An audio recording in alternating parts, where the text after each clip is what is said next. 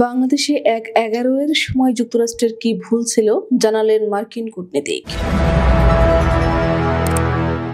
যুক্তরাষ্ট্রের সাবেক কূটনীতিক জন এফ ড্যানিলোভিচ বলেছেন, বাংলাদেশে ১/১১ এর সময় যুক্তরাষ্ট্রের ভুল ছিল। সেই সময় যুক্তরাষ্ট্র সরকার প্রাতিষ্ঠানিক সংস্কারে মনোযোগ দেয়নি। শনিবার সেন্টার ফর গভর্নেন্স স্টাডিজ আয়োজিত বিশেষ আলোচনা সভায় তিনি এই কথা বলেন। মাইলাম ও জন এর সঙ্গে সংলাপ শীর্ষক অনুষ্ঠানে গণ আন্দোলনের পর বাংলাদেশ মার্কিন সম্পর্কের বর্তমান গতিশীলতা নিয়ে আলোচনা হয়। Bangladesh institute of international and strategic studies অডিটোরিয়ামে আয়োজিত অনুষ্ঠান আলোচক হিসেবে ছিলেন সাবেক মার্কিন রাষ্ট্রদূত উইলিয়াম বি মাইলাম এবং সাবেক মার্কিন কূটনীতিক জন এফ ড্যানিলোভিচ। অনুষ্ঠানে বাংলাদেশে নিযুক্ত বিভিন্ন বিদেশি মিশনের কূটনীতিক, রাজনীতিবিদ, শিক্ষাবিদ, ব্যবসায়ী নেতা, আন্তর্জাতিক উন্নয়ন সংস্থা, নাগরিক সমাজের সদস্য, গণমাধ্যম কর্মী এবং বিশ্ববিদ্যালয়ের শিক্ষার্থীরা অংশ নেন। গণতান্ত্রিক স্থিতিশীলতার গুরুত্ব তুলে ধরে ড্যানিলোভিচ বলেন, ১৯৭১ সাল থেকে মার্কিন যুক্তরাষ্ট্রের বাংলাদেশ নীতি ধারাবাহিকতা রয়েছে। বাংলাদেশের রাজনৈতিক পরিমণ্ডলের সবচেয়ে কঠিন চ্যালেঞ্জগুলোর মধ্যে একটি হলো শাসক দলের জবাবদিহিতার অভাব। গণতন্ত্রকে বিকশিত করতে হলে একটি শক্তিশালী সামরিক বেসামরিক সম্পর্ক অপরিহার্য। স্বৈরাচারী শাসন কখনোই গণতন্ত্রের জন্য সহায়ক নয়।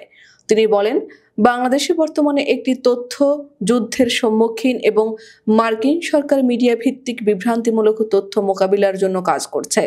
প্রেসিডেন্ট ট্রাম্পের বাংলাদেশের নির্দিষ্ট ব্যক্তিত্বের জন্য মার্কিন তহবিল সম্পর্কে দেয়া বিবৃতিও বিভ্রান্তিকর, যা মূলত কিছু ব্যক্তি দ্বারা প্রচারিত, যারা দুই দেশের সম্পর্ক অস্থিতিশীল করতে চায়।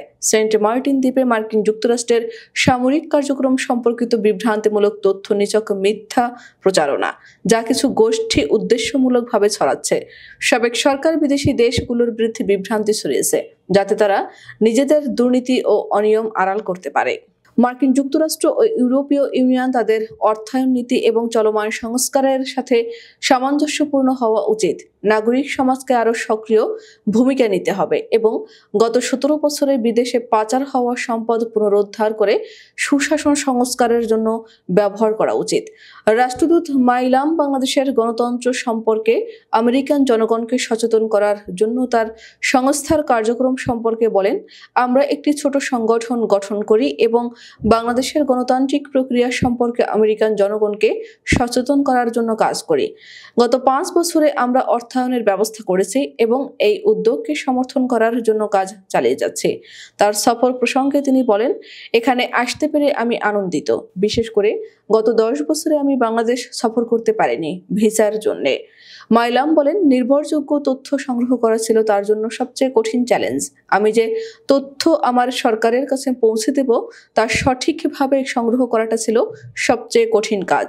বাংলাদেশের চলমান রাজনৈতিক রূপান্তরকে পরিচালিত করতে গুরুত্বপূর্ণ ভূমিকা পালন করে। তিনি দেশের গণতান্ত্রিক অভিযাত্রাকে সমর্থন ও একটি টেকসই এবং জবাবদিহিতামূলক শাসন কাঠামো নিশ্চিত করতে ধারাবাহিক সংলাপের প্রয়োজনীয়তার উপর জোর দেন।